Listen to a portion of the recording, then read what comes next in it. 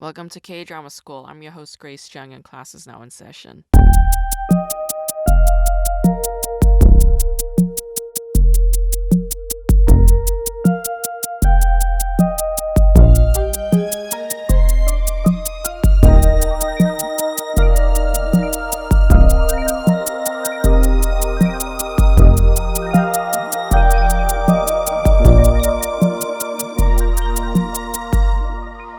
Today I'll be talking about the show Somebody, which is a Netflix show, and it's been recommended to me a bunch of times on Netflix, but I always avoided it because I was like, this looks like a really dark show. I don't think it's like gonna be a walk in the park. I don't think it's gonna be a very pleasant show to watch. And indeed, it's a very dark show. It has violence, it has a lot of fucking, it has murder, blood, death, gore. It is intense. It's an intense thriller. Somebody was written by Han Ji-wan, who has written mainly thrillers. She's written Wanted. She also wrote The Ghost Detective and The Killer's Shopping List.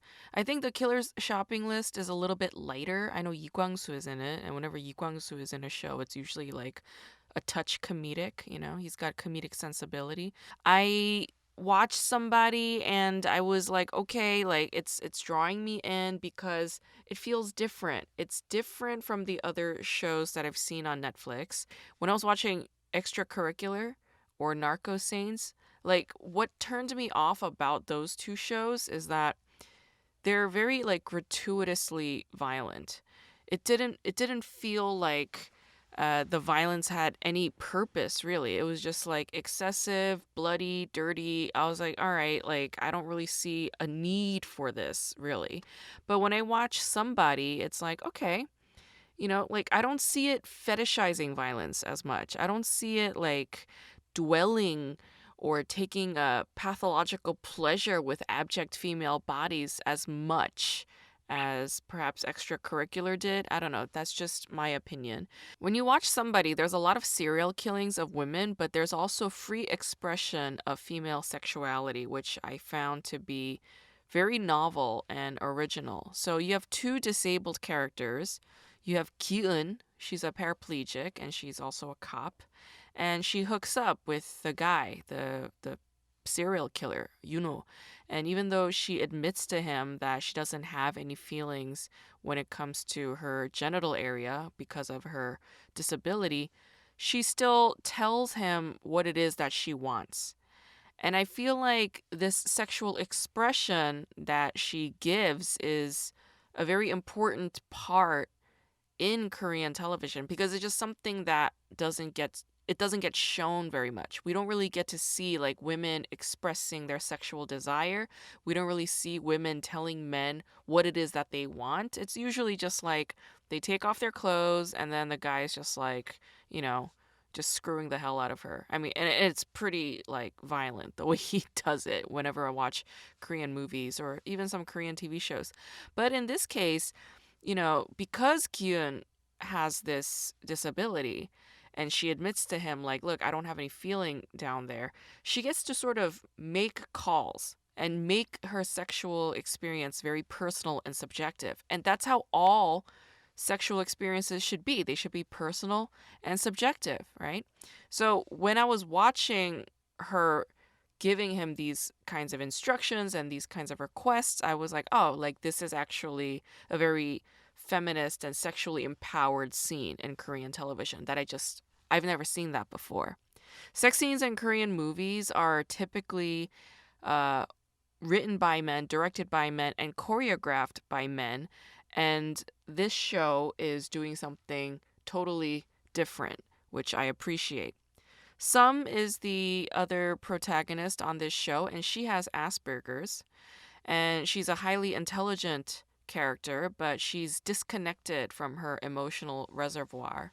And that is, I don't know, I guess there were scenes like of her childhood where her mom gets freaked out based on Sum's behavior. There are also scenes where Sum is masturbating. There are at least two scenes where Sum masturbates, and I was like, oh, like this is also new.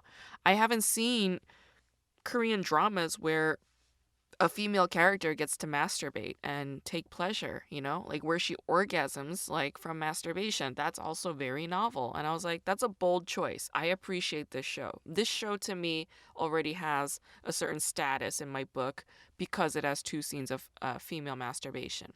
And then you have the character Mogwon, who is a mudang. She's a shaman, and she is also a lesbian, right? Like there are actually several scenes where we see her go to a lesbian bar, find partners, hook up, go home together. We do see a lesbian kiss scene, but weirdly, even though there are quite a few heterosex scenes on this show, we don't get to see Mogwon having lesbian sex with her partner. There's the implication of sex, but we don't see her actually engaging in lesbian sex. And I was just like, I mean, this show already has so much sex already. Like, why can't we show a lesbian sex scene? Like, why can't we just give that to our viewers? Why can't we just give that to lesbian community members? Like, what's wrong with that, So I was like, that step was a bit regressive. Like the choice to not show that to me felt a tad regressive, like a little unfair. I'm like, why are you not giving the lesbians that moment? That's bizarre to me, especially when this show has so many sex scenes. I was very impressed by all three actresses. I've seen Kim Yong-ji before. You've all seen her before. She was in Mr. Sunshine, she was in The King Eternal Monarch, and she did a handful of other shows before. I think she has a really great face. I love her face. I really love her screen presence. She has a very centered and quiet, controlled manner to her performance that I really appreciate. There's like an elegance to her that I really like. I also love her character. The thing I love about Mudangs is that any worldly evidence kind of thing, it just like doesn't measure up to their power, like their friend is a cop, right? Like the cop is trying to figure out, get to the bottom of this psychopath's, murder spree, but the mudang knows everything, right? She knows it because she gets the message through her spirit, the general. They keep calling it the general. She has the Changun spirit who sends her these messages, and like nothing gets past her, right? I was like, this is awesome. Like I love that about mudangs. If you ever want to see a good movie about mudang, like Korean shamanic culture and what the story is like to be one, I really recommend the movie Manshin. It's an excellent movie. It used to be on Amazon Prime. I don't think it's on Amazon Prime anymore. It might still be on Amazon though. Anyway, you could find it. Just search online, but it's a really good movie. I strongly recommend it. The actress Kim Soo-yeon, who plays Ki-eun, is a relative newcomer. I haven't seen her in anything before. I think this is her first TV show ever. But yeah, like I thought she was an excellent performer, but her character was so fucking annoying. I'm like, you're a cop. You're a cop. Like, what the hell is wrong with you?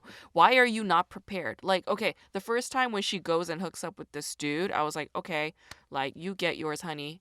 I appreciate you. But, like, she gets abandoned, right? And then later on, she finds out that he has problems. Like, she knows that he's a criminal. And she goes and meets up with this criminal all by her fucking self, totally unprepared. What's her fucking deal? I was really genuinely pissed and annoyed at her character for being that fucking stupid. I'm like, wait, you're a police officer? You're a police officer and this is how you fucking handle this shit?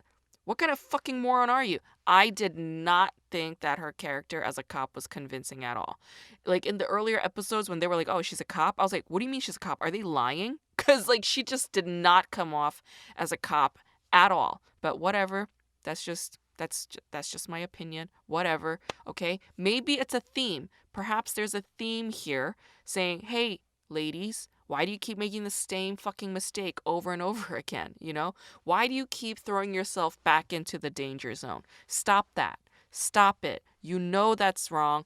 Don't fucking do it. Stop it. So maybe that's the point because I felt it. If that was the message, I felt it viscerally in my blood every time I saw Ki-eun fucking up on this show. Okay, and then you have Sum, who is, she's on the autism spectrum, on the more extreme end. She has Asperger's syndrome. And okay, like she's disconnected from her emotions, but like Why does the writer have to make her a killer? Like there's no logic to some at all. I don't understand her logic. The show does not like empathetically reveal her logic behind killing people. It doesn't empathetically reveal the logic behind her attraction for this psychopathic killer either. Like it just did not line up for me. I did not get it. And then the fact that her Asperger's syndrome is the reason for why she goes out to kill, that was also like a bit of a no-no for me. I'm like, what are you doing? This is not a kosher way to represent people who have Asperger's, you know? Like what are we doing? What are we doing? Hey, writer lady, what are you doing, you know? So anyway, that was weird to me. And the show was about to get interesting when Ki-eun asks Yuno about his mother, right? Like he talks about motherhood, like moms abandoning their children, like in a very vague way. And then Ki-eun's like, "Oh, like are you talking about yourself? Like are we getting somewhere when it comes to your emotional fuck ups and why you are the way that you are, right?" But then the show doesn't explore that anymore. It just stops for some fucking reason. I'm like, who was the one that was pulling the plug on this? Like, was it a producer? Was it an executive? Was it the director? Why were they pulling these plugs? Like the lesbian sex scene plug and the mother like narrative, like when it comes to and his fuck ups, when it comes to motherhood and abandonment, like what is going on there, you know? And they just pulled a plug on that, and I was just like, why are you leaving me here with an incomplete plate? You know what I'm saying? Like I came for a meal, and it's like you handed me just a waffle cone. There's no ice cream. Okay, I didn't get a starter. I didn't get a main course. You just handed me a waffle cone, and you're like, enjoy your dinner. It's weird. It's weird to me, okay? So I'd say when it comes to the show Somebody, it's very empowering when it comes to female sexuality and expressions of female sexuality. I thought it was okay with the queer stuff, but it should have pushed the envelope even further. Like, we're ready for that. They could have taken it further, but they didn't. And when it comes to representation of people with Asperger's, I thought this was not the best. Like, it was not in the best light, I would say.